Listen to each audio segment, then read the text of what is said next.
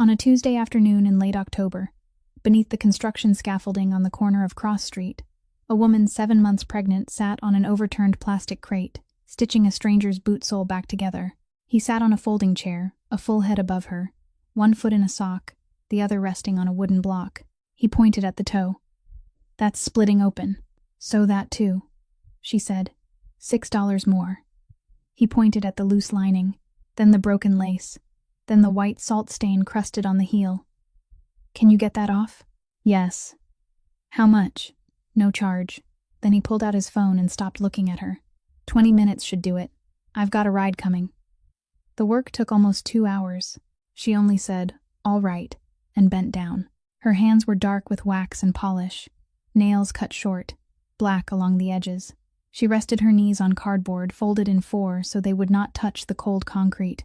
2 needles ran opposite ways through the same hole, locked into each other, pulled tight, and the awl came down again.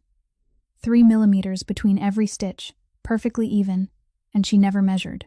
Almost 2 hours later, the man pushed his feet in, stamped twice on the sidewalk, nodded, and reached for his wallet. "I'll give you 15. Bring the rest tomorrow. $31. She had finished that arithmetic in her head before he ever pointed at the lace.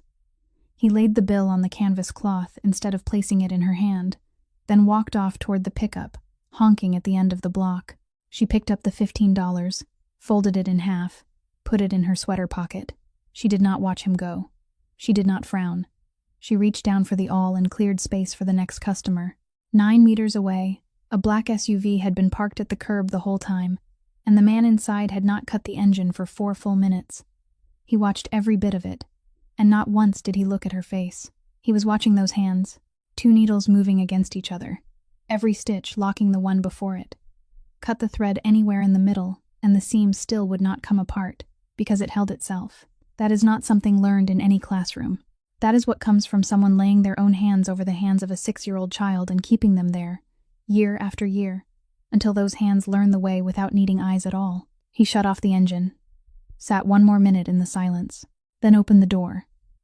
Beneath his shirt, running at an angle along his left ribs, that man carried a scar 11 centimeters long. 7 years ago, his own doctor had looked at it and asked who had closed it, because no hospital in the entire state stitched like that. He could not remember the face. On that rainy night, the last thing he saw before he lost consciousness was a pair of hands. And for 7 years, he had been sending men across this city to look for them. The man in the black wool coat came closer and stopped exactly 2 steps from the tarp. It wasn't out of courtesy. The cream-colored tarp had been spread so perfectly flat that it no longer looked like a piece of cloth discarded on the sidewalk. Its 4 corners were square, not a single fold lay out of line, and the outer edge sat at precisely the same distance from the concrete border at both ends. It looked like a threshold, and Emmett Rourke was the kind of man who understood what thresholds meant. He bent down and placed his leather boot on the edge of the tarp without pushing it farther inside. That boot had been with him for nearly 10 years. It was made from a single piece of cowhide, stitched by hand, and the heel had been repaired 4 times at 4 different shops. He didn't ask the price. He hadn't asked the price of anything in 7 years. The woman didn't look up at once. She finished the stitch she was working on, cut the thread, tucked the needle into the leather roll, and only then reached out to take the boot. She turned it slowly in her hands, the way someone might turn an apple while searching for a bruise. Then she flipped the sole upward, ran her thumb along the edge, and stopped 3 times. This heel has been repaired 4 times. The last person used nails 2 millimeters shorter than the standard length, so it'll come loose again within a month. She turned it farther. The inner support on the left side has collapsed. You put your weight on the outside edge of your foot, probably because you spend more time standing than walking. Then she raised the boot to eye level and looked inside it, into the darkest place, the place no one ever looked. And the thread along the toe seam is rotting. It isn't broken. It's rotting. Someone used a polish containing mineral oil. The oil soaked into the linen thread and has been eating away at it from the inside. You have about 4 months left. Emmett said nothing for a long while. He had 3 private cobblers in the South End, men who had practiced their trade for 40 years and whose waiting lists stretched 6 months into the future. He had another man in Milan to whom he sent his shoes twice a year by insured courier. Not one of them had ever told him that mineral oil was destroying the linen thread from within, because to see such a thing, a person had to pick up the shoe and look into its darkest place, and most people only looked where there was light. "Can you repair it?" It wasn't a question. He didn't know how to ask. "Yes, but all the old thread has to be removed, and the entire toe seam has to be stitched again. 3 hours, $42. She named the amount without hesitation, without studying his face to see whether he thought it was too high, without letting her voice fall at the end the way people did when they were accustomed to being bargained down. She simply stated it, as though she were reading a result that had already been determined. "I can't finish it today. Come back the day after tomorrow."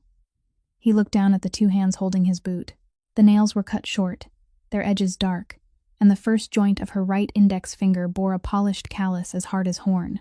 A line had been carved across her left palm, where waxed thread had passed through it tens of thousands of times. He heard himself asking before he had time to decide whether he should. "Who taught you to do this?" She set the boot down neatly on the tarp, its toe pointing toward the street. "My grandmother." "At what school?" For the first time in the entire conversation, she looked up at him. Only for a moment. Her eyes were pale gray. There were dark circles beneath them, and a strand of brown hair had slipped free from the bun held together by a pencil. "In my grandmother's kitchen." Then she lowered her gaze, pulled the leather needle roll closer, and said nothing more. He took out his wallet, removed a $50 bill, and held it directly toward her hand instead of placing it on the tarp. She didn't take it. She said the price was $42, and she didn't accept payment in advance for work she hadn't finished. He stood there for a moment with the bill suspended between them. No one had refused him anything in 7 years. In this city, people didn't say no to him. They merely found ways to make yes sound pleasant. He folded the bill, slipped it back into his pocket, and said he would return the day after tomorrow. He walked 30 feet back to the car. He opened the door, lowered himself into the driver's seat, and closed it behind him. Then he sat there without moving. The streetlights had just come on. Across the sidewalk, the woman had shifted the piece of cardboard to another spot and begun removing the rotted stitches from his boot, one by one, beneath the light of a headlamp. He watched her work through the glass. He watched for a very long time, and when he finally looked down at his hand, he realized he was still gripping his keys so tightly that the metal edges had pressed red marks into his palm. The room rented by the week was on the 3rd floor of a building on Dorchester Avenue, $240 a week, paid in advance on Monday morning, with no exceptions and no extensions. Josephine Barlow woke before dawn, and she didn't set an alarm. She had stopped setting one during her 2nd month there, when she realized that her body had taught itself to wake at the exact moment the sky beyond the window changed from black to the color of lead. She lay still a little longer, one hand resting on her belly, and waited. The baby usually moved around this time. This morning, it moved twice, one gentle stir low on the left, then a stronger one pushing upward beneath her ribs. She counted both. She counted everything.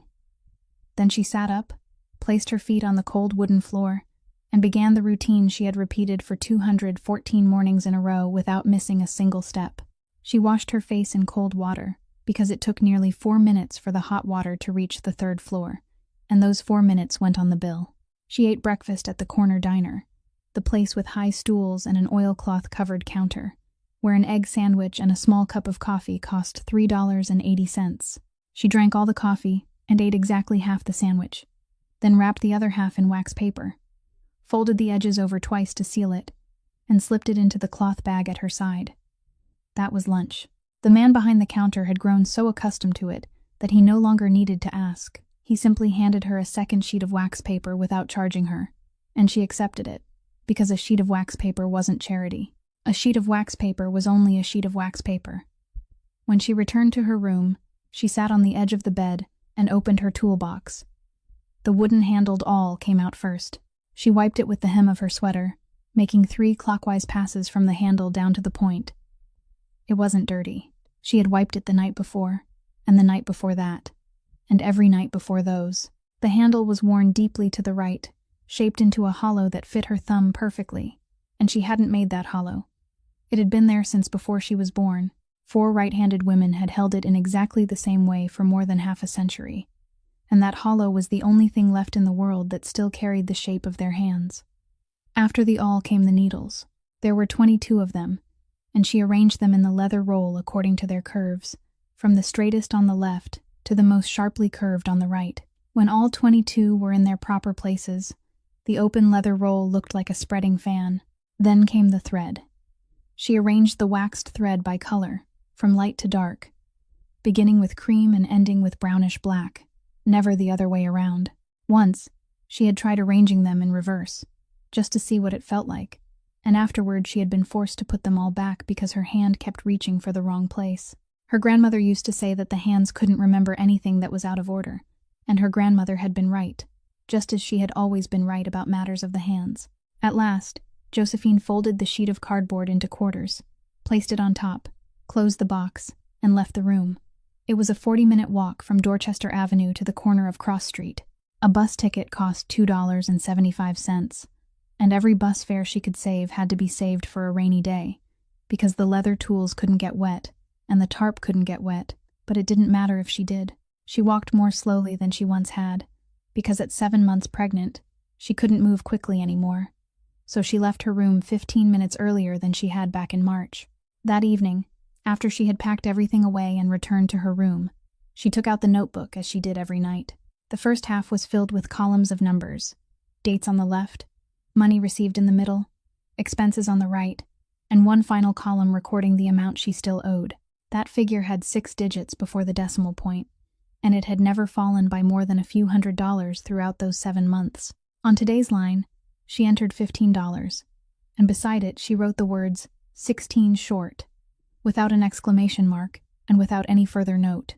Then she turned to the second half of the notebook, the part where she hadn't drawn any columns, and she wrote one sentence, as she did every night, only one sentence, and never more. Tonight, she wrote that a customer had asked Mom where she learned her trade, and he had asked a second time, and Mom thought it was the first time in 7 months that anyone had asked her a question that wasn't about the price. The corner of Blackstone Market at Cross Street had rules of its own, rules no one had written down and no one ever discussed. They had simply taken shape on their own, the way old things always did. Bernadette Sloane, whom everyone along the block called Bertie, though no one remembered why anymore, pushed her coffee cart to the opposite corner every day before the market opened, and didn't leave until after dark. She was 68 years old, had stood on that corner for 12 years, and sold coffee and sandwiches to construction workers and freight handlers, men who never sat down, but only drank standing up before moving on. At noon, she pushed her cart past Josie's spot, stopped for perhaps 4 seconds, placed a plastic container of hot soup and a cup of warm milk on the folding chair, then continued on her way. She didn't say it was for Josie. She didn't say anything at all. She never had. And Josie never said thank you, because gratitude would turn it into a gift, and once it became a gift, it would have to stop one day. In return, every Thursday evening, Josie took Bertie's wool coat home and mended whatever new places had begun to fray. She didn't charge her, and Bertie never asked the price. By now, the coat bore 30 patches layered over one another across 4 years, each sewn with thread of a different color, because old wool could never be matched exactly. And from a distance, it looked like a map of a country that didn't exist. That afternoon, when the sun had dropped below the corrugated metal roofs of the stalls across the street, Ellis Faraday came running over, his school bag still hanging crooked from one shoulder. He was 17, tall and lanky, with close-cropped dark blonde hair, and he had a habit of speaking twice as fast as usual whenever he had something worth telling. He dropped down beside the toolbox, pulled the tin container closer, and began doing the task he had taken upon himself 4 months earlier, without anyone asking him to, picking out the nails that had been mixed together and sorting them by length, the short ones on one side and the long ones on the other. He talked as he sorted. He said he had earned the highest grade in the class on that day's chemistry test, even higher than the boy in the front row who always raised his hand before the teacher had finished reading the question. He said the teacher had held up his paper and read his grade aloud to the entire class, and he told that part twice, because it was clearly the part he liked best. Josie asked whether the teacher had really read it aloud, or whether Ellis was adding that detail himself, and he burst out laughing, and said she truly never trusted anyone. She looked down at the sneakers he was wearing. The soles had worn flat on one side, and the fabric along his little toe had split at the seam. She told him that if he kept that grade until the end of the semester, she would take those shoes apart, replace the soles, stitch the entire toe seam again, and wouldn't charge him a single cent. Ellis asked if she meant it, and she told him she never joked about shoes. He grinned and held out his hand, and the two of them shook as though they had just signed an important contract. Then he laughed again, because he realized he had treated the whole thing with far too much seriousness. He sorted the last of the nails into the container, closed the lid, stood up, brushed off his pants, and said he had to run because his shift at the car wash started at 4 o'clock, and the owner there kept a strict watch on the time. He had run several steps when he turned back and called over that he would bring her something the following week, something important, and that he would tell her about it later. Then he truly ran off, his school bag still hanging crooked from one shoulder, and the sound of his laughter carried a little farther down the sidewalk before disappearing behind the row of vegetable stalls. Josie remained there alone. She finished the milk, which had gone cold, folded the wax paper from lunch, and slipped it into her bag to use again the next day. Then she lifted her head and rolled her neck to ease the ache, and that was when she saw it. On one of the iron poles supporting the scaffolding, at the eye level of a standing person, a new sheet of white paper had been fastened with clear tape. It hadn't been there that morning. She stood up, supporting her lower back with one hand, walked over, and read it. The entire stretch of sidewalk from the beginning of Cross Street to the far end of the market would be reclaimed for a redevelopment project. All businesses operating without permits were required to cease their activities. The deadline was printed in bold. In the lower right corner of the paper was a small emblem, an anchor enclosed within a circle, and beneath it was a name printed in letters so small that she had to lean closer to read it. She read the name. It meant nothing to her. She had never heard it before. The name on the notice meant nothing to her, but another name did. And that evening, as Josie lay down in her room on Dorchester Avenue, she thought about Salem Street. Rosalie Barlow's shoe shop stood near the lower end of that street, between a bakery and a store that sold canned goods. And it had a glass door with painted lettering that had lost 2 of its letters. Rosalie had never repainted them because she said anyone who needed to find the place would find it. She had come to America from a coastal region in Western Ireland when she was very young, carrying a cloth suitcase and a leather needle roll tucked inside her coat, and she practiced her trade until the final day of her life.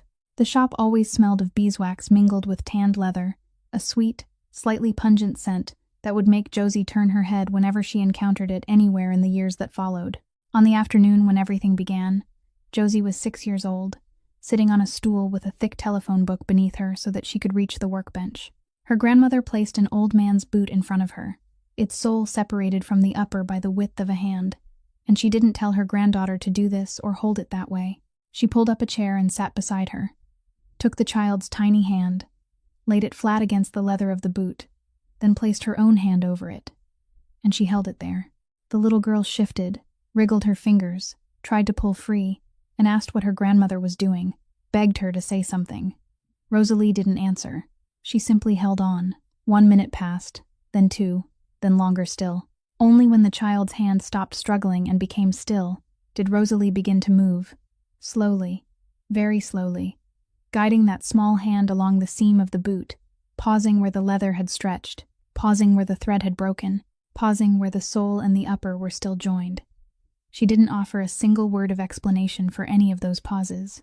Only later did Josie understand that her grandmother had been teaching her how to listen with her hands, and that if Rosalie had opened her mouth to explain, the child would have listened only with her ears, and ears forgot quickly, while hands did not. When she finally released her, Rosalie said only one thing, speaking in the same calm voice she might have used to remark upon the weather. Anything that can still be mended isn't broken. Then she stood up and went to pour tea, leaving the child sitting there with the boot in her hands. She didn't repeat those words once in the 14 years that followed. But she didn't need to, because there are some things that need to be said only once, at precisely the right moment, to remain inside a person for the rest of her life. In the lowest drawer of her workbench, Rosalie kept an old notebook bound in blue cloth. It was thick, its pages had yellowed at the edges, and inside were 39 stitching patterns, 1 to each page, numbered from 1 through 39, but it wasn't written the way people wrote instruction manuals. There were no illustrations, no directions, no words of explanation. Each page contained only a series of symbols Rosalie had devised herself, recording the number of stitches in each section, the type and thickness of the thread, the identifying number of the needle's curve, the angle at which the awl entered the leather, and the distance between the holes. Some lines consisted of only 3 abbreviated letters and a number. On some pages, she had added a few scattered words in the margins, perhaps the name of a customer, the weather that day, or a short, unfinished sentence with neither beginning nor end, because she taught that every line of stitching had to be recorded together with the circumstances in which it had been created, since a craftsman's hands on a rainy day were never the same as those same hands beneath a clear sky. Anyone outside the trade who picked up that notebook would see nothing but a jumble of meaningless abbreviations and numbers. Turn a few pages, then put it down. Even someone who knew the trade would see only the technical records of a meticulous old woman who repaired shoes. Rosalie gave it to Josie on an ordinary Tuesday morning. It wasn't her birthday, and there was no special occasion. She placed the notebook on the workbench beside the wooden-handled awl, worn unevenly on the right, pushed them both toward her granddaughter, who was now 20 years old, and said that from that day forward, those 2 things belonged to her. Josie asked why she was giving them to her that day, and Rosalie said it was because she had remembered that day, nothing more. Then she added one final thing, the last thing she ever said about the notebook. Don't open it until you're ready to teach it to someone else, because before then, you'll be able to read the words, but you won't be able to read their meaning. When she had finished speaking, she turned back to the shoe she had been working on and never mentioned the matter again. 4 days later, she went to sleep and didn't wake up. Josie placed the notebook at the bottom of her toolbox, and throughout all the years that followed, through everything that happened to her, she never opened it once. After her grandmother died, Josie kept the shop on Salem Street, and she kept her grandmother's way of working as well, which meant accepting exactly as much work as her own 2 hands could manage, and no more. She lived by that trade for several years in the way a person might live in a house that was just large enough. A house that never grew any bigger but never leaked either. Then Grant Mercer walked into the shop one April afternoon, and God has a way of playing jokes like that, making the greatest events in a person's life begin with the sound of a doorbell on an ordinary afternoon. He was 36 years old, wore a neatly pressed shirt, and carried a slim leather briefcase. He introduced himself as a supply broker for a hotel chain that was renovating all of its properties throughout the Northeast. He said they had 600 leather pieces that needed restoring: lobby armchairs, display suitcases, leather-bound menu covers, antique luggage straps, the kinds of things a hotel couldn't replace if it wanted to preserve the dignity of old-world elegance, but instead had to let them grow old properly. He said he had visited 7 workshops in Boston, and none of them could produce the kind of stitching the hotel required, until someone mentioned the shop on Salem Street. He placed a sample from a leather chair on the workbench and asked her to make a trial piece. She did. 3 days later, he returned, picked up the sample, and turned it in his hands in exactly the way people turned something they had been searching for a very long time. Then he named a figure. It was more than everything she had earned in the previous 4 years combined. She sat in silence for a long time after he left. It was the first opportunity of her life, the first real one, not a slightly better fee or a decent regular customer, but a door opening onto an entirely different life. And she was already 26 years old, and had never stood before a door like that. The problem was that 2 hands couldn't complete 600 pieces in 10 months. She would need a larger workshop. She would need an industrial leather sewing machine. She would have to hire 3 additional workers and pay their wages before the hotel made its first payment. Grant said that part would be easy. He knew a lender that specialized in financing contracts. They looked at the contract, not the borrower's assets. He brought the papers to her on a Friday evening, a stack about 40 pages thick, with colored plastic tabs and small yellow slips attached to the edges to mark exactly where she needed to sign. He turned through the pages one by one, explaining that this page was the technical appendix, this one was the delivery schedule, and this one contained the terms for delayed completion. His voice was so steady and monotonous that it turned 40 pages into nothing more than a formality that had to be finished. Hidden among them were 4 personal guarantees, written in language that took 3 years of study to read fluently, placed on pages 11, 12, 29, and 34. She signed all 40 pages in 20 minutes, and she used the pen her grandmother had left her because she believed that day was worth remembering. The relationship between them began nearly 3 months later, after the contract had been put away in the drawer and she had hired the 3rd worker, and that was all that needed to be said about it. The first shipment was delivered on time. The second shipment was delivered on time. Then the hotel stopped making payments, citing a clause on page 29. Grant said he would fly to New York and resolve the matter. He didn't come back. Within 9 days, his telephone number no longer existed. The lender arrived very quickly. They didn't need to find him. They needed only the 4 personal guarantees bearing her signature. 6 months after that Friday evening, the landlord sent men to change the locks on the shop one morning, and they did it very quickly, in less than 15 minutes. One man drilled, while another stood watching, and no one raised his voice at anyone. She was allowed inside one final time to collect her personal belongings. The machinery had been seized. The 3 workers had left the week before.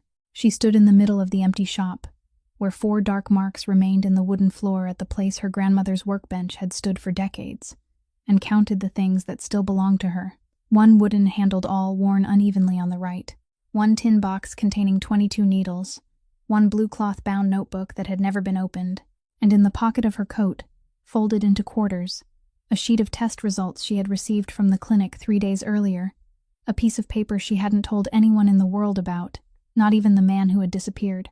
During the same week, Josie read the notice taped to the scaffolding pole, on the south side of the city, at Container Yard Number 2 in the harbor. A man named Emmett Rourke stepped out of a black SUV and walked straight into the construction crew's corrugated metal building without knocking. He brought no one with him except Sully Brennan, who followed 3 paces behind. In Boston, people didn't call him a boss. They didn't call him anything at all. They simply didn't stand in his way, and that was a cleaner form of power than any title. On paper, his company was a corporation involved in waste management, port operations, and urban redevelopment. And on paper, everything was perfectly orderly. He had come because of a call placed 3 weeks earlier. Ooh! A dock worker had called the human resources number to ask why his paycheck was missing. 11 hours of overtime, and 2 weeks later, that man had quit without giving a reason. The subcontractor, a man named Dale Kessering, rose when he saw Emmett enter, smiled, held out his hand, and began talking about the project's progress. Emmett didn't shake his hand, and he didn't interrupt. He waited until the man had finished, then said he wanted to see the entire crew. 30 men were called away from their shift and made to stand in a long line along the corrugated metal wall, their hard hats held in their hands, none of them understanding what was happening. Emmett walked down the line, stopping before each man and asking exactly one question, the same question every time, without adding or taking away a single word. Has he paid you everything he owes you this month? The first man said yes, his voice a little too quick. The second said yes. The third remained silent for 3 seconds, then said yes. The fourth looked down at his feet. By the time Emmett reached the 7th man, no one inside the metal building was speaking anymore, and the sound of the crane outside seemed as clear as though it were standing in the room with them. The 8th man moved his lips, but no sound came out, and when Emmett stepped in front of the 9th, a gray-haired man of about 50, before he could finish asking the question, a chair crashed to the floor behind him. Dale Kessering had collapsed against the table, both hands braced on its surface, and had begun speaking very quickly about an advance, an accounting error, and how he would repay every cent before the end of the week. Emmett didn't turn around to look at him. He finished asking the 9th man his question, and waited for the answer. Then he continued down the entire line until he had spoken to all 30 men, leaving no one out, not even those who were clearly going to say yes. Only when he was finished did he turn back toward the table. He didn't raise his voice once that entire afternoon, and he didn't touch anyone. He merely told the subcontractor that he didn't need the man to fear him, because that was of no use to him at all. What he needed was for the 30 people standing there to remember the man's face. Then he walked outside. On the way back to the SUV, Sully walked beside him with his hands in his coat pockets, and asked a question in the calm voice of someone who had asked it many times over many years. Was the other matter going forward, or were they dropping it? Emmett said it was going forward. Sully nodded once, only once, then opened the car door for him. That evening, Emmett returned to his penthouse in the Seaport district, where a wall of glass stretched across the apartment, overlooking the bay and the line of lights from the cranes, more than half of which belonged to his company. There wasn't a single photograph in the apartment. There were no pictures of his parents, no pictures of his brother, and no pictures of Emmett with anyone at all. Every piece of furniture was new, every piece was expensive, and every piece had been chosen by someone he had paid to choose it. Not one item bore so much as a scratch. The only old thing in the entire home was a pair of leather shoes placed neatly beside the front door. The heels had been replaced 4 times, The toes had darkened with age, and he had never allowed anyone to throw them away. He poured himself a glass of liquor from a cabinet worth as much as an entire row of houses, then set the glass on the table without drinking. He went into the bedroom, opened the lowest drawer of a wooden dresser, and took out a dark gray man's wool coat, one size too large for him, its cuffs frayed, and its elbows worn so thin they were nearly torn through. The coat wasn't his. It had never been his. He had kept it for 7 years and carried it with him through 3 moves, and he had never told anyone why. He sat on the edge of the bed with the coat resting across his lap, and he remained there for a very long time while, beyond the wall of glass, dozens of his cranes stood in silence, keeping watch over the black water. 2 days later, he returned to the corner of Cross Street as promised, and he arrived earlier than he usually did. The boot was finished. Josie handed it to him and turned it so he could see the new stitching across the toe. He held it beneath the afternoon light to examine it, then paid exactly $42, not a penny more, because she had taught him the last time that at this table, the price was the price. But he didn't leave.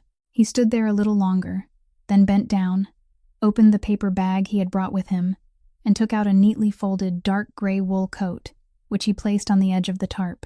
He said he wanted her to see whether it could still be repaired. She asked where it was damaged. He said the elbows had worn so thin they were close to tearing, and the cuffs were frayed. She asked whether he wanted to preserve it or wear it again, because those were 2 different kinds of work. He said he wanted to preserve it. Then he added, in a voice as calm as though he were speaking about the weather, that it was an heirloom left by the old man and his family. He said those words a little faster than anything else he had said during their 2 previous encounters, but she didn't notice, because by then she had already picked up the coat. She did what she always did with everything people brought her. She turned it inside out. The outside of a thing was what people wanted others to see. The inside was where it confessed how it had lived and who had touched it. She examined the shoulder seams first, then the seams beneath the arms, then ran her fingers along the inner edge of the coat. When she reached the hem, her hand stopped. It stopped so abruptly that even she was startled by it. There, running along the inner edge for the length of a handspan, was a line of hand stitching. It wasn't machine stitching.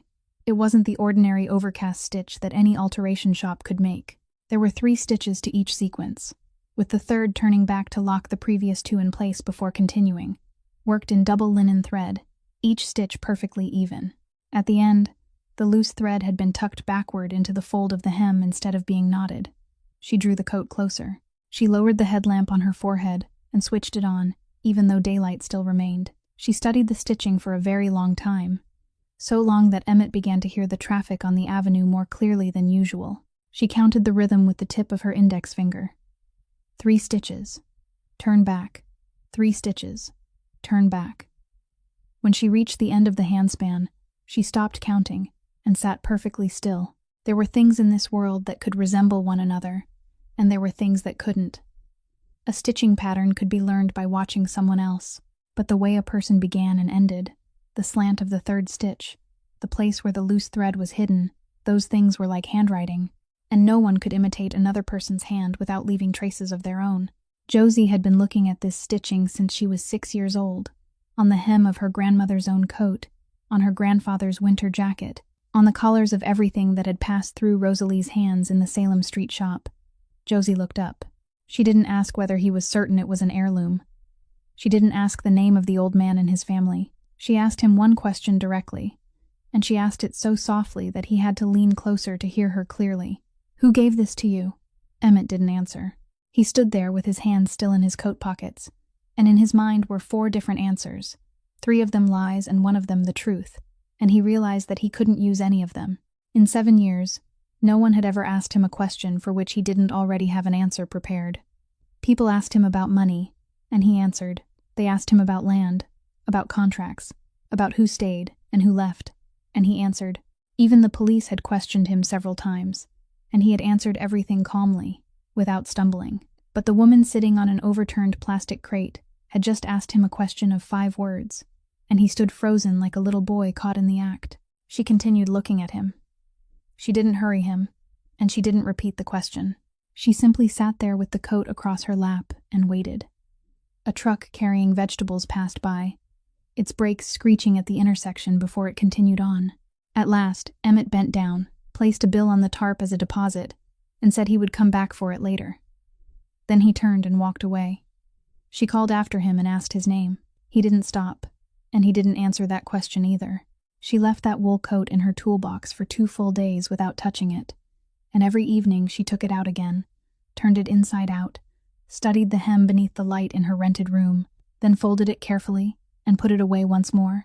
On Friday morning, she walked the usual 40 minutes, turned onto Cross Street, while the sun was still below the rooftops of the row of stalls across the road, and saw it from about 20 paces away. The cream-colored tarp was no longer lying flat.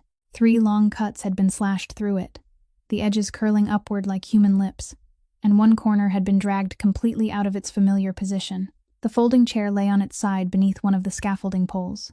The tin of tacks had been overturned, and 200 tiny tacks were scattered across the concrete, mixed with dust, some of them rolling all the way into the gutter. 2 jars of polish had been opened and turned upside down, the black wax spreading into a stain that had hardened overnight.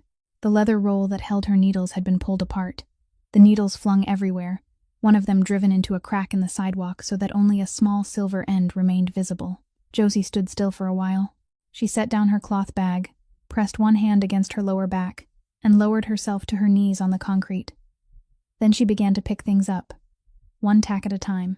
She started with the one nearest her, then slowly worked outward in widening circles, sorting them as she went, dropping the short tacks into her left palm and setting the longer ones separately along the edge of the tarp. She didn't cry. She didn't call anyone. She didn't go looking for a construction site guard or cross the street to ask whether anyone had seen what happened. She simply kept picking them up, and when the pain in her back became too much, she sat flat on the pavement for a little while, then started again. Ellis wasn't there that morning, and that was one of the very few pieces of good fortune she had all week, because Friday was the day of his chemistry midterm, the exam he had been talking about for days, and for which he had made her check twice the list of formulas he had written on the back of a sheet of scrap paper. Only after she had gathered every tack did she begin searching for the needles. 22 of them. She found 21. The last one was the curved number 9, and she searched through the gutter for nearly half an hour without finding it. Then she opened her toolbox, and she went completely still. The wooden-handled awl was gone. She searched the box a second time, then a third, then emptied everything onto the torn tarp and dug through it with both hands. It wasn't there. They had taken exactly one thing.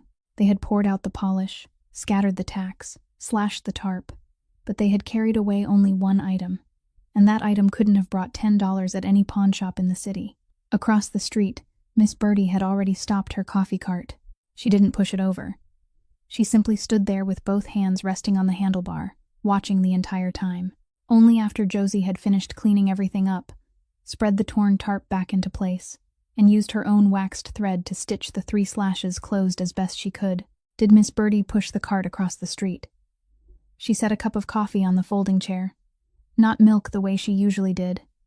Then she stood there, looking down at Josie's 2 hands, and spoke.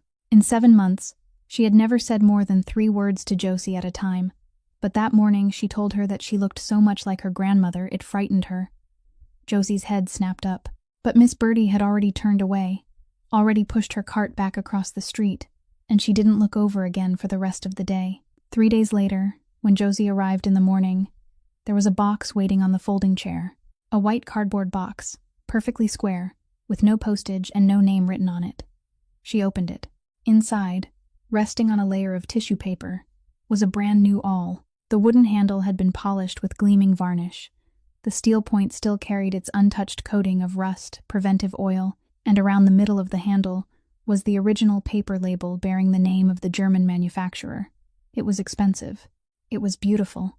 No one had ever held it. Beside it lay a business card from a large shoe shop in the South End, the kind of place with thick glass windows and a waiting list. And on the back of the card were several handwritten lines in blue ink, neat and slanted, saying there was a place for her there, on the night shift, paid by the hour, and that she should ask for the manager by name at the front desk. Josie sat down on the plastic crate and held the card in her hand for a long time. People didn't destroy someone's stall and then give her new tools 3 days later. They only did that when they wanted to say something without putting it into words, and what they were saying was that the old thing was over, this was the new thing, and her place was inside someone else's 4 walls. behind someone else, not out here on this sidewalk. She placed the card on the edge of the tarp. She closed the lid of the box, left the new awl untouched inside, and slid the box beneath the chair. The next morning, she still walked 40 minutes, still spread the tarp with its 3 repaired cuts in the same old spot, and still sat down there. Emmett didn't go back for the coat. He sent someone down to the corner of Cross Street twice that week, only to look, not to do anything. And both times he received the same report, that the woman was still sitting there, the tarp now marked by 3 fresh repairs, and nothing else seemed unusual. It was those 3 repaired cuts that made him call the legal department on Wednesday afternoon and order them to bring down the entire Harbor Row project file. Not the summary, but the complete version. Every volume, every appendix. They brought 6 boxes of documents into the large conference room on the 34th floor and left. He stayed there alone. He wasn't a man who read paperwork. He had 11 people paid very well to read paperwork for him, and he had always told them that he only needed to know the result, not the process. And in 7 years that way of working had never failed him. He opened the first volume, then the second. In the 4th, he found it. It was the Phase 2 construction footprint expansion file, with a map attached, along with a list of sidewalk sections and parcels designated for acquisition. Blackstone Market was listed under Section 6. The stretch of sidewalk along the west side of Cross Street appeared on the final line of that section, written in cold administrative language, a 1.5 with no person's name, no occupation, only coordinates and a length measured in feet. And at the end of the file, on the approval sheet, was his signature. He stared at the handwriting for a long time. He remembered that afternoon immediately. It had been a Thursday, and he had been preparing to leave for the airport when Sully came in carrying a stack of 40 pages that needed urgent signatures, already arranged in order, each page marked at the edge with a small tab showing exactly where he was supposed to sign. He had signed all 40 in about 10 minutes while talking on the phone, and he hadn't read a single line, because reading was the job of those 11 people. This paper had been the 19th page in that stack. Emmett placed both hands flat on the table. 7 years. For 7 years, he had sent people across this city searching for a pair of hands. He had given money, men, time. He had repeated the order so regularly that it had become a kind of ritual, something he and Sully asked each other about every few months the way people asked about the weather. In his mind, he had built a very clear picture of the day he would finally find that person. And in that picture he was always the one who walked in, the one who repaid the debt, the one who could give the other person anything she wanted. He had never considered the possibility that when he finally found her, he would discover that he himself was the man who had helped push her into sitting on an overturned paisley crate in the middle of a sidewalk. He hadn't destroyed her shop. That had happened before he even knew she existed. But that sidewalk, that last square meter of concrete she had managed to drag herself to after losing everything, that place she had kept neat and level for more than 200 days, as though she were tending the threshold of a home, he had erased it from the map with a stroke of his pen. In 10 minutes, without reading, without remembering. He sat in that empty conference room for a very long time. Outside the glass wall, the sky gradually darkened, and the hallway lights switched on automatically, then switched off again, because no one passed by. He didn't break anything. He didn't call anyone upstairs. He didn't snap at the assistant waiting outside the door, who eventually left quietly for the night. He simply sat there. Then he pulled that sheet of paper from the file, folded it into quarters along 4 precise creases, and slipped it into the inside pocket of his coat, the pocket directly over the left side of his chest, and he kept it there. They arrived 4 days earlier than the date printed on the notice. No one had warned them, and that was how people tended to do things when they knew what they were about to clear away didn't have a lawyer. The air was dry that morning, and the wind swept along Cross Street, sending scraps of paper skittering beneath the scaffolding. You could hear the machinery from the far end of the market before you could see the vehicles. There was a small bulldozer, 2 box trucks, and 7 people in reflective vests walking ahead with clipboards in their hands. The man leading them was Mark Pritchard, about 50, with a voice that wasn't loud or hostile, only flat and steady, like a man reading a train schedule. He walked down the row of stalls, pointing to each place in turn, and told everyone they had 45 minutes to clear out. That morning, sitting on Josie's work table, was a pair of Ellis's father's work boots. Ellis had brought them to her 2 days earlier, exactly as he'd promised that afternoon when he'd run off to work his shift at the car wash. And he'd told her that he'd just submitted his application for a scholarship to the technical school, that the interview round would be held at the end of the month, and that he wanted to wear those boots. They had belonged to his father, who had died 2 years earlier. Size 44, thick cowhide, the tread worn completely smooth, with the toe of one boot split wide open. He had asked her if she could fix them, and she'd said she could, but it would take 2 sessions, because she would have to take them completely apart and rebuild them from the beginning. That morning, the left boot was finished, polished until it shone, with a brand new toe seam, resting neatly at the edge of the table. The right boot was still taken apart into 3 pieces, the sole on one side, the upper on the other, the inner form lying between them. Ellis wasn't there. On Tuesday mornings he had 2 tests, followed by an application guidance session in the school's counseling office. And Josie knew the schedule well, because she was the one who had told him not to miss a single one of them.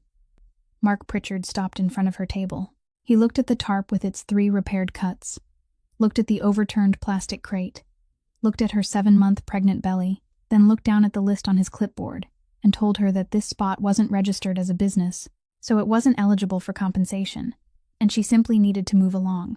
He wasn't cruel. He was only doing the job someone paid him to do, and that was the hardest thing in the world to argue against. Josie didn't argue. She bent down and began folding the tarp along the same 4 creases she used every evening. Then someone called her name from the far end of the street. Not called. Shouted. A man in a brown sweatshirt, plaster dust still clinging to the collar, was walking very quickly toward her table, with one hand raised and waving. He was the customer who had sat on the folding chair, a head taller than she was, on that Tuesday afternoon at the end of October. He reached her out of breath, dug into his pants pocket, pulled out a crumpled handful of small bills, counted out $16, and placed the money directly into her hand instead of setting it on the table. He told her he was almost a month late keeping his promise, and that he was sorry. Then he turned and looked toward the end of the street. From there, emerging from the line of stalls, from the construction site across the road, from the restaurant on the corner, came men wearing work pants and faded reflective vests. They came one at a time, then in groups of 2 or 3. No one said anything. They walked over and formed a straight line in front of Josie's table. The mason stood in the middle. Beside him were men whose faces she recognized because she'd repaired their shoes. Some once, some 4 or 5 times over the past 7 months. Some who had owed her $5 and paid it back 3 weeks later. Some who had sat in that folding chair and pointed at their shoes while demanding 3 extra things, just as he once had. 30 men. They didn't chant. They didn't raise their hands. They didn't curse. And not one of them stepped even a single pace forward. They simply stood there with their hard hats in their hands, forming a barrier between the wooden table and the bulldozer, and they looked straight ahead. Mark Pritchard stopped. He looked at the line of men, then down at his clipboard, then back at the men again. He took out his radio, spoke a few short sentences into it, listened to the reply, then said a few more. During those minutes, no one moved. Behind them, the bulldozer engine continued its steady rumble. At last, he put the radio away, tapped his pen twice against the clipboard, and told the driver they would start with the eastern section today instead. The vehicles backed up, turned around, and left. When the sound of the engines had finally disappeared beyond the intersection, the 30 men scattered as quietly as they had gathered, each returning to his own place. Not one of them said a word to her, and the mason only gave her a single nod before walking away. Josie sat down on the plastic crate. She unfolded the tarp she'd just packed away, spread it flat again, then picked up the disassembled right boot and went back to the work she'd left unfinished. 3 nights later, when Josie opened the door to her rented room before dawn to leave for work as she did every morning, she nearly tripped over someone sitting on the hallway floor, with his back against the wall and both knees drawn up. He lifted his head, and she recognized Grant Mercer. He had lost a great deal of weight. His shirt was still pressed smooth, but the cuffs were badly frayed now, and his hair had grown longer than the style he used to have trimmed every 2 weeks. He didn't stand up right away. He said he'd been sitting there since the night before, that he hadn't dared knock on her door, and that he didn't know how long he intended to stay there. She stood in the doorway with one hand still gripping the doorknob, and she didn't invite him inside. He didn't ask to come in. He simply braced one hand against the floor and rose very slowly, then reached into his coat pocket, pulled out a thick envelope, and held it toward her. He said it was the money from selling his car, the last one he had left, and that it wasn't enough to repay anything. He knew that, but it was everything he had. She didn't take it. He bent down and placed the envelope on the floor between them, then stepped back. Then he told her the real reason he'd come. He said the lender had filed suit, and in the court records, his name and hers appeared side by side, and his lawyer had told him that if she signed a statement confirming that he hadn't been involved in running the workshop, he could be separated from the joint liability. After he finished that sentence, he was silent for a long time. Then he said he knew he had no right to ask her for anything, so he was going to tell her something, and after she heard it, she could do whatever she wanted. He told her he hadn't found the shop on Salem Street by accident. Someone had approached him beforehand. He didn't know the man's real name. They had met only 3 times, each time in the parking lot of a different supermarket, and the man had given him a photograph of the storefront, a name, and a sum of money. His job was to walk into that shop, get to know her, and persuade her to sign a stack of papers. The hotel chain order had been real, but it had never been meant for her. It was only bait, and he had been supplied in advance with the leather chair sample and the entire packet of documents. He said no one had asked him to take her money. They had asked him to make sure she lost the shop and lost her reputation in the trade, so that if she ever told anyone anything afterward, she would be nothing more than a bitter, bankrupt woman with a grievance. He said he'd asked why. The man had told him it wasn't his concern. Josie stood perfectly still. During those 7 months on the sidewalk, there had been nights when she had rebuilt the whole story in her mind from beginning to end, and in every version, she was always a 26-year-old woman who had trusted the wrong, greedy man. She had lived with that version long enough to stop being angry at it. Now someone was standing in front of her, telling her that version had been wrong from the beginning, that she had never simply been abandoned, she had been targeted, and that everything that happened had been planned by someone before he ever stepped through the glass door with the 2 peeling letters on it. She asked him only one question during the entire meeting. Why her? He said he swore he didn't know. Then he told her one more thing no one had forced him to say. He said that on that Friday night when he'd brought her the stack of 40 pages, while she was bent over signing the 11th sheet, he had stood behind her and thought about gathering all the papers back up and walking out the door. He had thought about doing it for about 4 seconds. Then she finished signing that page and turned to the next one, and he did nothing. He said he'd been living with those 4 seconds for more than a year, and he would go on living with them until the day he died. Josie looked at him for a very long time. She looked at the frayed cuffs of his shirt, at the envelope lying on the hallway floor, at the face of the man she had once trusted, and she didn't feel the anger she had imagined she would feel. She felt only a weariness that was enormous and very old. Then she bent down, picked up the envelope, and placed it back in his hand. She didn't say a word. She took 1 step backward, and she closed the door. It took Emmett 9 days to find the awl. He didn't ask through official channels. He simply sent word down to the yards that someone had taken an item from the corner of Cross Street and that he wanted it returned. And on the 9th day, someone placed a small cloth bag on his desk. Inside was the wooden-handled awl, worn heavily to the right, worn into a hollow that fit a thumb exactly. It wasn't worth anything. Someone had tossed it into an old toolbox at yard number 4 and forgotten about it, because to them it was nothing more than a wooden stick with a steel point. That night, he carried the cloth bag down to Cross Street. He hadn't planned to say anything. He only meant to set it on her table and leave, so that when she arrived in the morning she would find it there, and he hadn't yet decided what that was supposed to mean. It was late. The market had been closed for hours, and the entire block was lit only by the yellow glow of the tall street lamps and filled with the sound of wind moving through the scaffolding. He parked in the same place as before, got out, and walked toward the wooden table. Then he stopped. The cream-colored tarp was still lying across the tabletop. It was still spread out, smooth and flat, all 4 corners straight, exactly as it was during the day. Beside it sat the leather needle roll, still unrolled, a jar of polish with the lid still off, and a large work boot lying on its side, only half finished. He stood there looking at that table for a long time. He had stood in this same place 3 times, and all 3 times he had seen the same thing, an absolute order, the kind of order that woman maintained as though she were guarding her own breath, because it was the only thing left in the world still within her reach. She folded the tarp along 4 creases every evening. She rolled up the leather case and tied it closed. She put the lid back on every jar of polish. He had watched her do those things, and assumed they were simply the habits of a meticulous person. Now, standing in the middle of the night before a table, with all the tools still left out, he understood that it wasn't habit. It was a rule, and a rule was only broken when something had happened. He didn't call Sully. He didn't call anyone. He went back to the car, opened the trunk, tossed the cloth bag inside, and drove straight toward Dorchester Avenue. He knew the address because it was listed in the weekly reports, and until that night, he had never once had a reason to use it.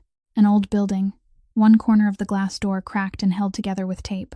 The elevator broken beneath a notice that had been hanging there since the previous season. He walked up to the 3rd floor. At the far end of the hallway, light was spilling through the gap beneath the door of the last room, and there was a faint sound from inside, not a voice. He knocked twice. No one answered. He knocked again and said her name through the door. This time there was a reply, short and broken, and he couldn't make out a single word, but he heard the only thing that mattered. She was inside, and she couldn't get up. He turned the knob. It wasn't locked. After that, everything happened very quickly, and Emmett didn't have time to weigh or calculate any of it. Perhaps the first thing he had done in 7 years without weighing and calculating first. She was sitting with her back against the side of the bed, one hand gripping the iron frame, her face white, and her hair damp and plastered to her forehead. She managed 3 words, that it was too early, and those 3 words told him everything he needed to know. He called emergency services. The dispatcher told him the nearest ambulance was still 20 minutes away because of a multiple vehicle collision on the Beltway. He hung up while they were still reading instructions. He took the thin blanket from the bed and wrapped it around her shoulders. He asked if she would allow him, and she nodded. He slid one arm beneath her back and the other beneath her knees, and lifted her. He carried her down 3 flights of stairs, slowly and steadily, planting his whole foot on every step, and he said nothing the entire way except for one sentence that he repeated whenever they reached a landing. 2 floors left, 1 floor left, almost there. He placed her in the back seat, lowered the seat as far as it would go, closed the door, and got behind the wheel. The nearest hospital was 4.5 miles away. He covered the distance in 9 minutes. He ran 2 red lights at empty intersections, leaned on the horn continuously at the 3rd, and one hand stayed on the steering wheel while the other reached behind him and gripped the seat frame, not to do anything, only so she would know someone was there. For 7 years, this man's way of dealing with anything broken in the world had always been the same. Throw it away and replace it with something new, because replacing was faster, replacing was cleaner, replacing meant never having to look back. That night, for the first time, he didn't replace anything. He held on. The baby was a girl, born 6 weeks early, weighing 2.1 kilograms. They took her to the neonatal intensive care unit for premature infants and placed her in an incubator, and a nurse came out into the hallway to tell him that the baby was breathing steadily, her vital signs were stable, and she only needed to remain there a little longer until she gained enough weight. Emmett sat down on the row of pale blue plastic chairs lining the wall of the 4th floor corridor, and he stayed there for the rest of the night. He didn't go outside to smoke. He didn't call anyone. He didn't open his email, even though his phone kept vibrating inside his coat pocket. At one point, he leaned his head back against the wall and stared up at the fluorescent lights along the ceiling, and without knowing when he'd done it, his right hand had settled over the ribs on his left side, outside his shirt, exactly where he had placed it for the past 7 years, whenever he had to wait for something he couldn't control. Near dawn, a young nurse came out, carrying a clipboard and a pen. She asked whether he was the baby's father. He didn't correct her immediately, and that half-second of hesitation was enough for her to take the answer as yes. She handed him the temporary birth registration form, pointed to several blank spaces in the lower half, and told him that section was for the father to complete. It could be filled out later, she said, but doing it early would make the discharge process easier. Then she went back inside. Emmett held the pen. He looked at the paper for a long time. That box required only a name. He had signed thousands of signatures in his life, signed papers transferring entire city blocks, signed contracts whose interest alone could have supported this entire building, and he had never hesitated over a single one of them, not even the 19th page in the stack of 40 that was now folded into quarters inside the inner pocket of his coat. He sat there with the pen in his hand for a very long time. The hallway lights shifted into daytime mode. Somewhere at the far end came the sound of a cart rolling across the floor. Then he set the pen down on the clipboard, folded the paper exactly as it had been when he received it, and when the nurse came back out, he handed the entire file back to her. She asked whether there was a problem. He said he didn't have that right. She looked at him for a moment, then took the papers and walked away. In the morning, they allowed him into the room. Josie was awake, her face still pale, her hair tied back with a hospital elastic. She asked about the baby before she asked anything else, and he repeated exactly what they had told him, nothing more and nothing less. When he finished, she closed her eyes for a moment. Then she opened them, thanked him, and asked why he had come there the night before. He said because the tarp was still lying on the table. She looked at him, not understanding. He told her she had never left it out overnight, and that he had stood looking at that table for quite a while before he understood what it meant. She was silent. Then Emmett pulled his chair a little closer and said that he owed her an answer from the day she had asked him about the coat. He stood up. He unbuttoned his shirt and lifted the left side. Running diagonally along his left ribs was a scar 11 centimeters long, faded with the years, paler than the skin around it. But the stitch marks were still clearly visible, a line of small, evenly spaced impressions running along both sides of the scar, and those marks weren't aligned in the usual way. They locked into one another. Josie looked. She looked without saying anything for so long that he had begun to lower his shirt again. Then she raised one hand, and she counted. She counted with her eyes, her lips moving with each mark, and she reached 19.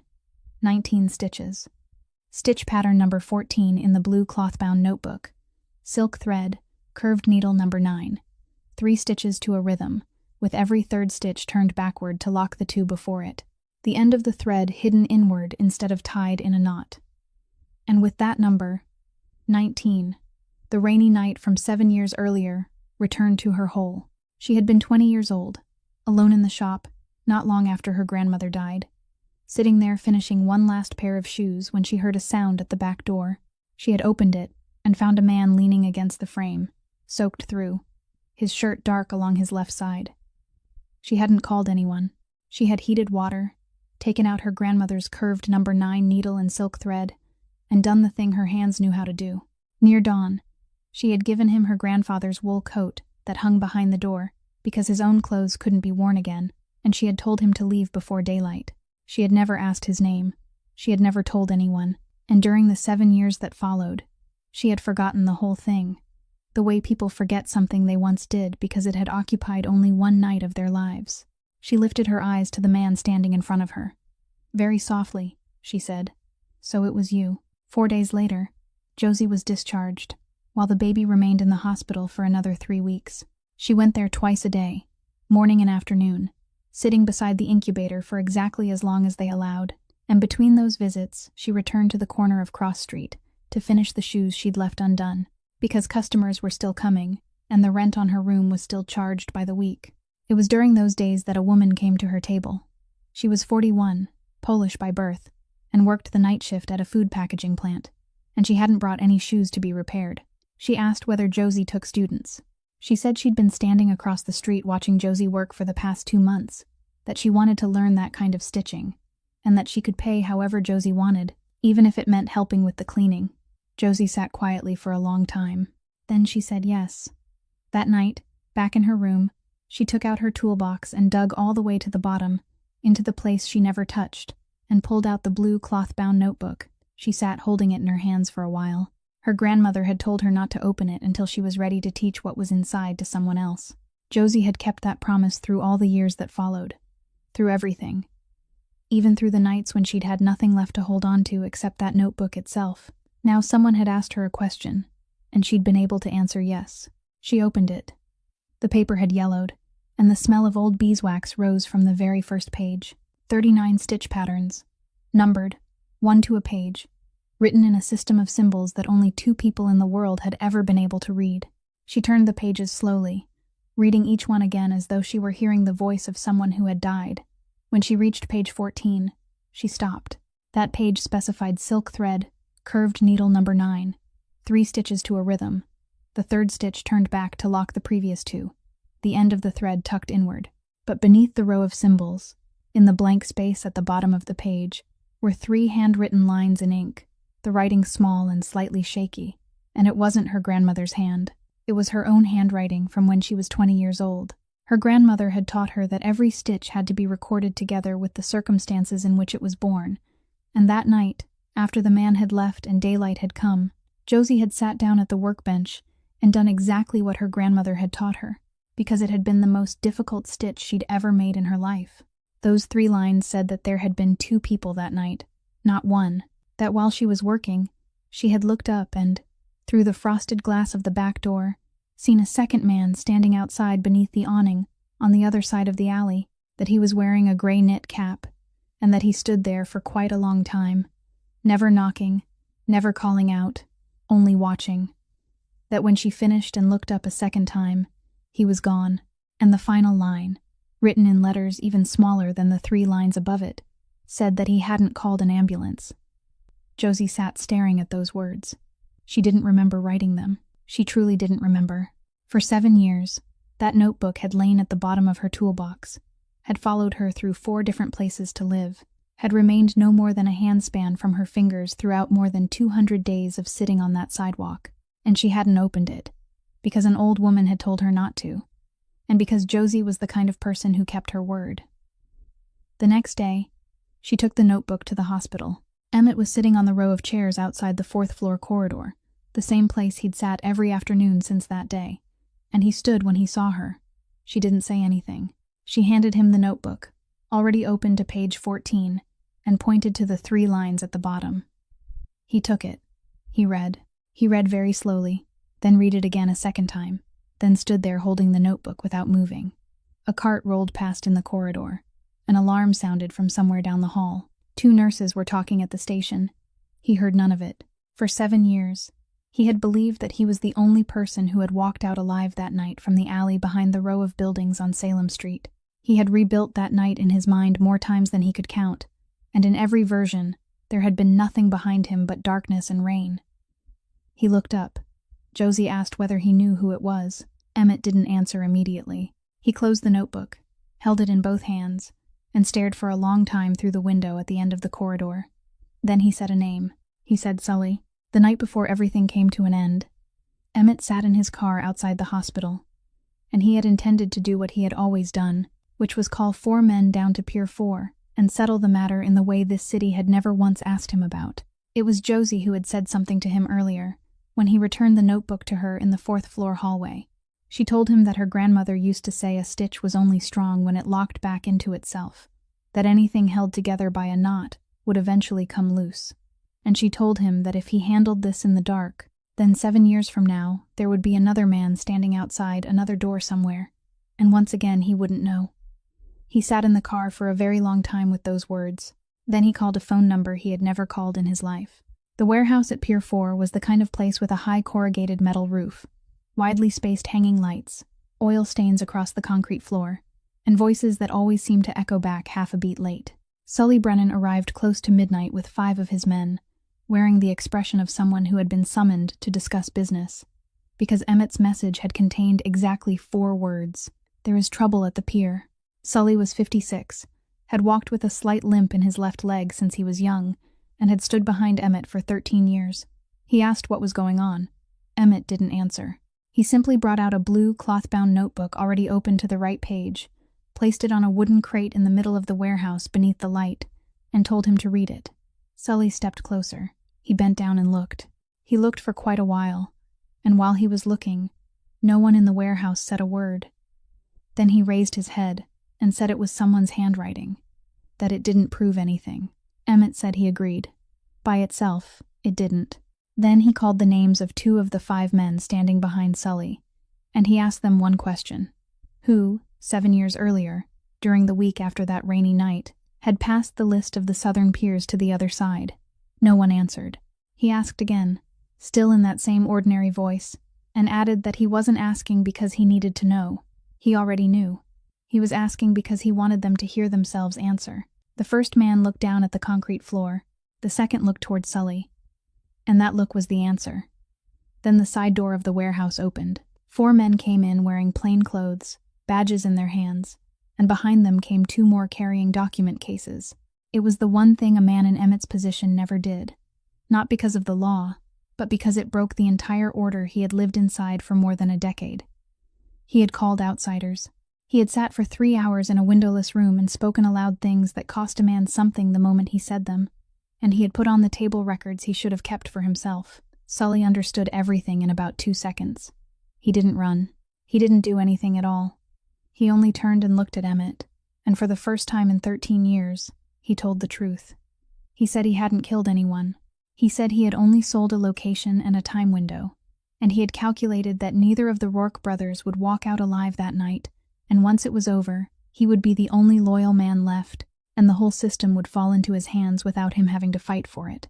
He said Emmett, surviving, was the only part of the entire plan he had miscalculated. Emmett asked him why he hadn't finished it that night, when he had been standing right outside the door. Sully was quiet for a while, then said there had still been men from both sides in the alley that night, and if he had acted, everyone would have known by morning that it was him.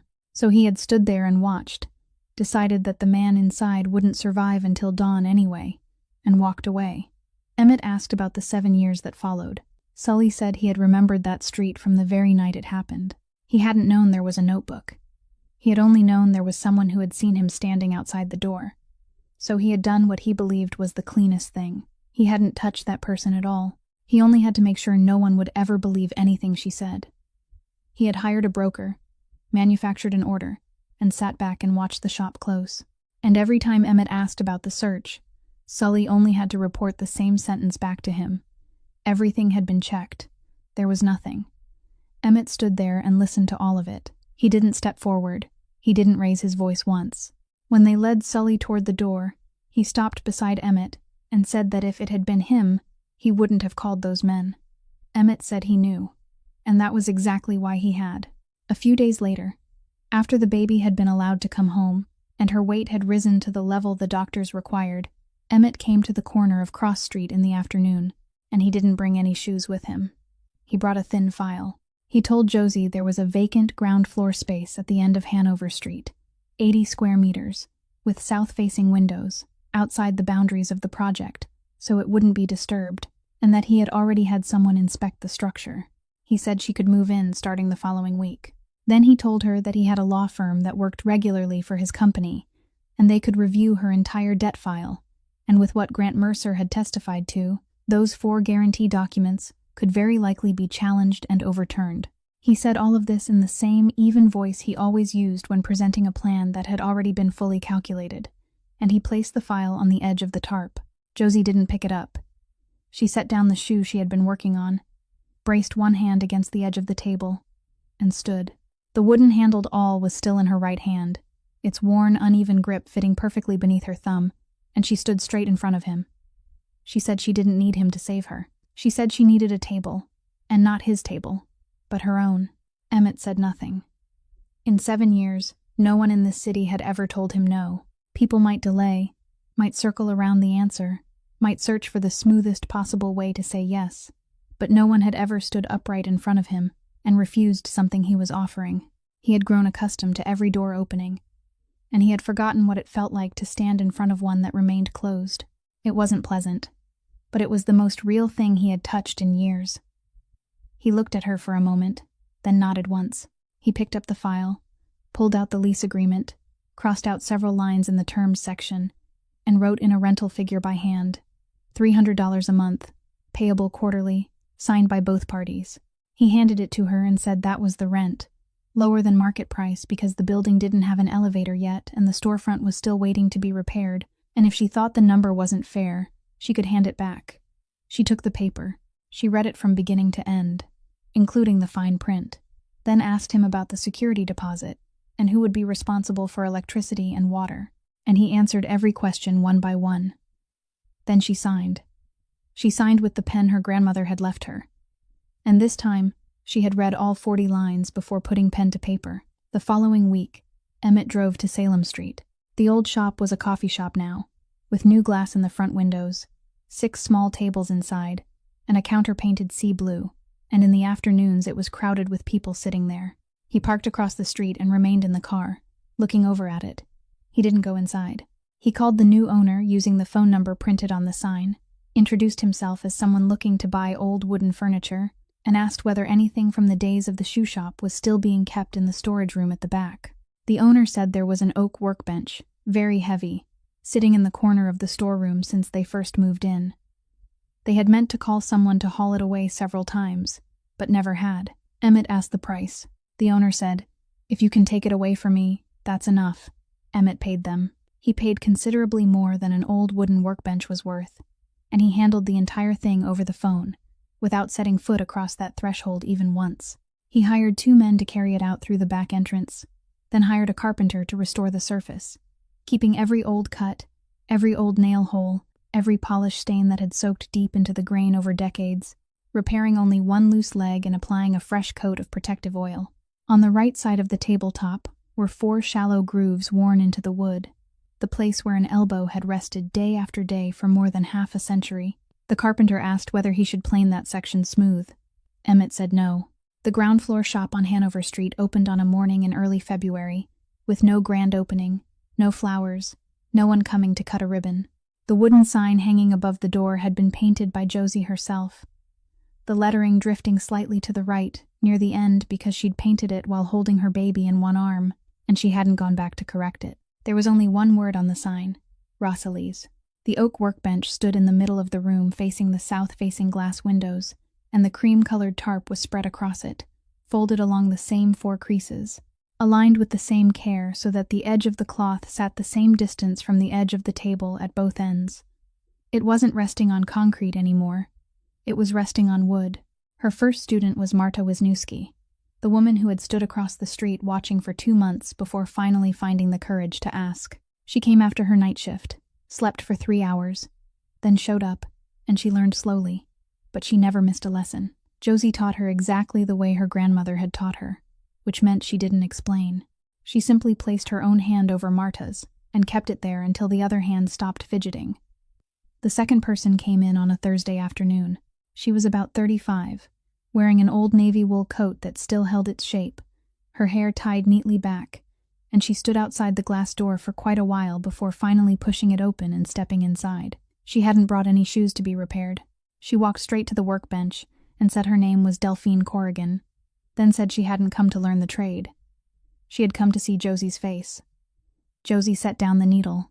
Delphine told her that 3 years earlier, a man named Grant Mercer had walked into her flower shop in Somerville carrying a large order from an event company, and that one Friday evening he had brought in a stack of papers held together with colored plastic clips and yellow tabs placed along the edges to show exactly where she was supposed to sign.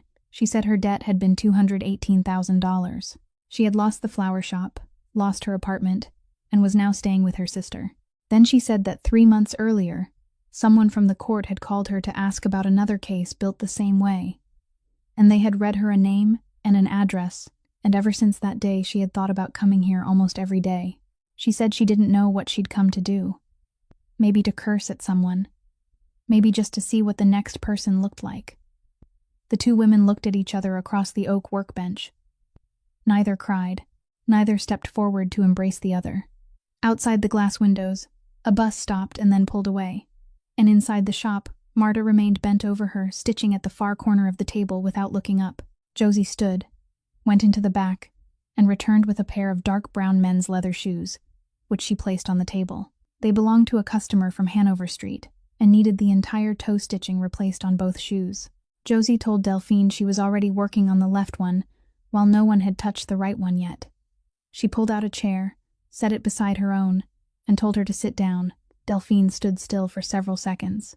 Then she took off her coat, hung it on a hook, and sat. Josie handed her the right shoe, a curved needle, and a length of waxed thread, then took the woman's right hand, placed it palm down against the leather, and laid her own hand over it. Then she held it there. Delphine moved her fingers and asked what she was doing. Josie didn't answer. She only held on. 1 minute, then 2. When the other hand finally stopped moving and rested still beneath hers, Josie began to guide it, slowly, very slowly, along the seam of the shoe, pausing where the leather had stretched, pausing where the thread had rotted, pausing where the sole and upper were still firmly joined. That afternoon, the 2 women sat beside each other stitching the same pair of shoes, 1 shoe each, and they barely spoke except about the angle of the needle and the tension of the thread. By the time darkness fell, both shoes were finished. Lying side by side on the workbench, the 2 lines of stitching didn't look exactly alike yet. The one on the right was still a little farther apart, and drifted slightly offline near the end, but both locked back into themselves, and neither one would come undone. Delphine stood and reached for her coat. At the door, she turned back and asked if next Thursday would be all right. Josie said yes. Emmett came in on a Thursday afternoon, carrying the pair of leather shoes that had sat beside the door of his apartment for 7 years, the same pair whose heels had been repaired 4 times at 4 different shops. He set them on the oak workbench. He didn't say they were precious to him. He didn't say he wanted to keep them for another 10 years. He only said the heel was loose again. Josie picked one up, turned it in her hands, flipped it over to inspect the sole, and said $48, 3 days. He took out his wallet, counted $48, and placed the money in her hand. Not a cent more. She accepted it, put it in the drawer, and wrote the job into her ledger. Then she told him to come back next Thursday to pick them up, and she added that he was to come himself, not send someone. He paused for a beat before nodding, because he understood that what she'd just said wasn't a condition of delivery. He said there was one more thing. He said the daycare on Prince Street kept a list of people authorized to pick up each child, that every family could put down no more than 4 names, and that he wanted to ask her for a place on that list. When he finished, he simply stood there waiting, both hands in the pockets of his coat. This was a man who could have bought the entire block of Hanover Street in a single morning, and now he was standing there asking for one line on an administrative form, something that, if she refused him, he had no way to take for himself. Josie looked at him, then said yes. She asked whether there was anything else he wanted to ask for. He said no, then looked toward the crib in the corner of the room where the baby was sleeping, and said he only wanted to suggest a name, Rosalie. He said that apart from Josie, he was the only person in the world who had ever read that old woman's handwriting, and he thought that was enough to give him the right to make the suggestion once. Josie didn't answer immediately. She walked over to the crib, bent down, and looked at her daughter for a while. Then she said yes. That weekend, someone called Josie from St. Elizabeth Hospital. Miss Bertie Sloane had fallen at the market corner on Tuesday and had been in the hospital ever since. There was a problem with her hip, and the doctors said she would have to stay for quite some time. She had asked someone to bring Josie a paper bag, and inside it was the wool coat with 30 patches layered over one another across 4 years, each patch stitched with a different color of thread. Josie took the coat to the hospital along with her needles and thread, intending to mend the place at the elbow where the fabric was wearing thin.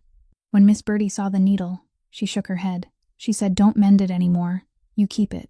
Then she went on talking, and she said more than she had said to Josie during all 7 months put together. She told her that when she was young, she had once taken a pair of shoes to the shop on Salem Street. The first pair had been her wedding shoes, one strap torn loose on the very day of her wedding, and Rosalie Barlow had repaired them in 40 minutes and hadn't taken a penny. She said she'd gone back to that shop for more than 20 years, and she remembered the little granddaughter who used to sit on a stool with a telephone directory stacked on top to make her tall enough. Then Miss Bertie said that on the very first morning Josie set her table down at the corner of Cross Street. She had recognized her immediately from across the road, not by her face, but by the way those 2 hands spread out a tarp. Josie asked why she hadn't said anything for 7 months. Miss Bertie said because she knew the Barlows well. She said if she'd crossed the street and told Josie that she knew her grandmother, then the bowl of soup she brought every noon would have become charity, and Josie wouldn't have taken it anymore, and Miss Bertie needed her to eat more than she needed her to know. That evening, when Josie returned to the shop, someone was waiting outside the glass door. Ellis Faraday had grown nearly 4 inches since October. His hair was cut shorter, and he had turned 18 the week before.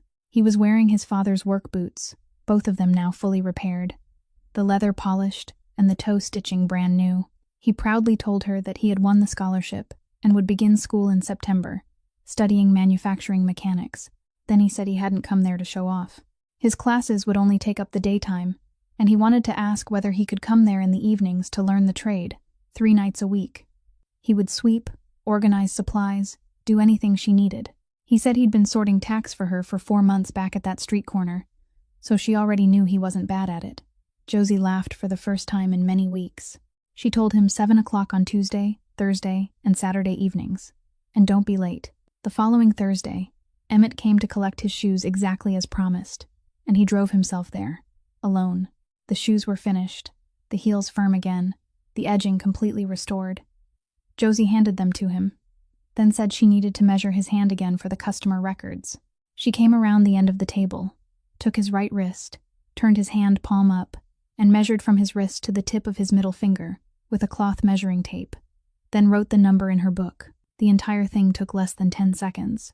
It was the first time in this entire story that the two of them had touched each other, and neither one said a word about it. Late one evening, after Ellis had gone home, Marta had left for her night shift, and the curtains had been drawn across the glass windows. Josie remained alone at the oak workbench and turned through the blue cloth-bound notebook until she reached the final page. After stitch number 39, there was one blank page, and on that page was her grandmother's handwriting, written in ink that had faded to a pale brown, written sometime before that Tuesday morning when she had pushed the notebook toward Josie. Her grandmother had written that she had lived long enough to know that everyone eventually had a day when they lost everything. Some people once, some people twice, and she had always known that day would eventually come for her granddaughter too. She didn't tell Josie to hold on to the trade. She didn't tell her to hold on to the shop, or the name, or anything else.